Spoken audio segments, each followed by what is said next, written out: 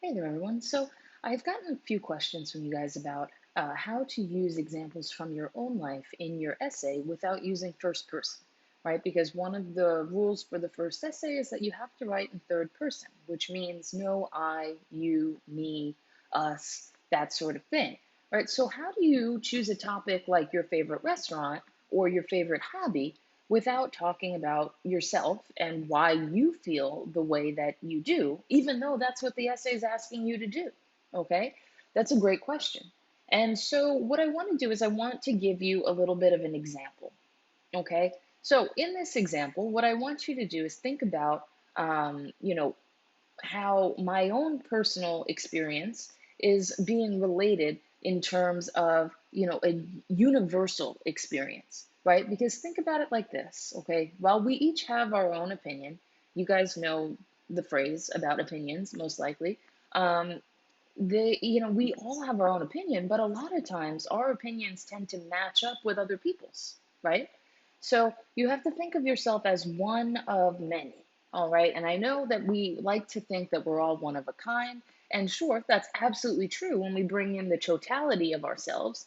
But on our individual perspectives about certain topics, a lot of times we overlap, right? So what I want to do is I'll talk to you about what was once my favorite hobby, because it's not anymore since I don't really get to do it anymore.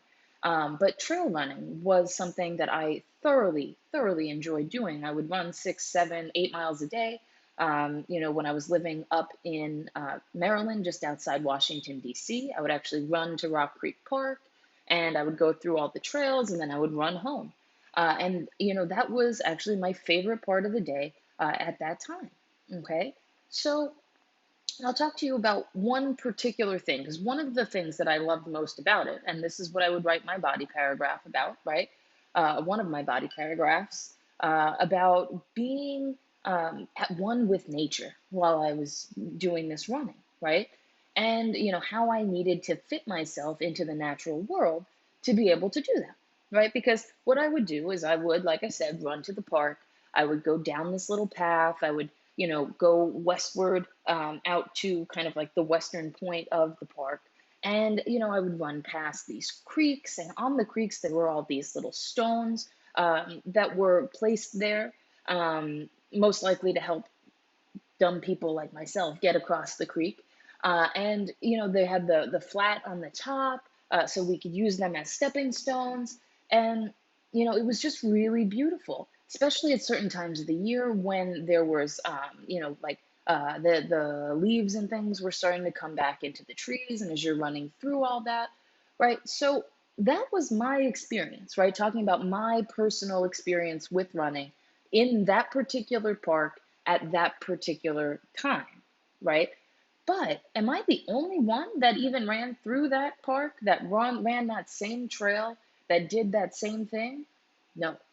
And if I say, okay, let me tell you about my experience, does that carry as much weight as if I framed it in a way to say, this is a runner's experience running through Rock Creek Park during this particular time of year and connecting to the natural world?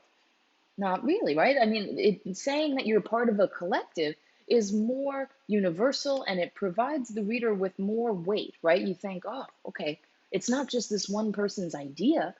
Other people are doing it too. And you know what? I know that they love this same thing.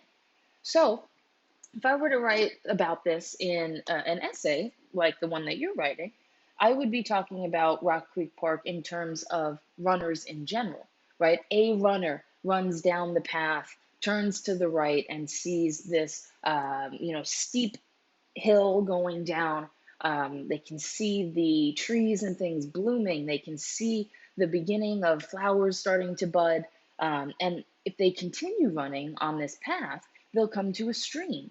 And in this stream is, rocks that are placed they're kind of spaced so that you have to jump across, right? Leading to a natural feeling environment in which the runner becomes part of this natural world. So what you want to do is talk about the runner, even though what you're doing is really talking about your experience as the runner. Okay, so basically, you take this experience that you have and you check it back. All right. So let's kind of look at how that works. Okay, so let's take a look at this example. As with everything, we need a thesis statement to guide what we're doing. So for this, trail running in Rock Creek Park is one of the best hobbies because the runner feels at one with with nature and can experience the natural world in an unobtrusive way. Okay, now consider that first part, right? Because you can see the statement of purpose and the forecast element. So in our topic sentence for body paragraph 1, trail running in Rock Creek Park is one of the best hobbies because the runner feels at one with nature. Simple. Now, how do we back that up? Running through the winding paths of the park on a chilly February day allows the runner to become part of the natural environment of the park. The trails, seemingly lacking human planning or intrusion, wind throughout the hills and creeks of the park. Running in a southwestward direction from Silver Spring, Maryland, the runner descends narrow paths until the trail widens at a creek about 2 miles from the entrance to that park. The water below swirls between rocks spaced slightly too far apart, and the runner, while feeling the familiar tightening of their chest from exertion, must stop to consider the best manner to cross. This slight pause forces the runner to situate themselves in the middle of the natural environment and to understand the true meaning of being part of this environment. In any direction, there are no signs of human life. The sounds of the creek fill the runner's ears as they ponder their choice of path. Birds are chirping all around them as the birds begin returning to the park for the warmer months. Jumping across the rocks, the most obvious path to cross, is challenging due to the distance between each rock, but the realization that the runner has become part of something bigger than themselves makes the stretch in each step worth the exertion. Working within the natural world, rather than crashing through it, as many humans seem to do each day, provides a sense of fulfillment in which the trail runner can become one with the natural world, but also experience it in an unobtrusive way. Okay, so hopefully after looking at that and seeing that kind of play out, you can see that, one individual experience as a runner or as a gamer or as a whatever else your hobbies might be is something that's powerful, sure, but the reader can't really put themselves in your shoes. They can't really see it the way that you see it, right? Until you expand it a little bit more and say, okay, it's not just me, it's anybody in this position, right? Now, the one thing that you want to avoid doing is saying words like all or none or, something like that when referring to people, because the only absolute in this world is that there are no absolutes. There is not one thing that all people do or think. There's not one thing that not a single person does or thinks, right? So many, some, sure, just not all, just not none. All right, so hopefully that helps you kind of figure out how to situate yourself inside this essay and use the evidence from your own personal life to help develop this position that you're holding on your topic. All right, as always, if you have any questions, please don't hesitate to reach out. Otherwise, I will see you in the next video.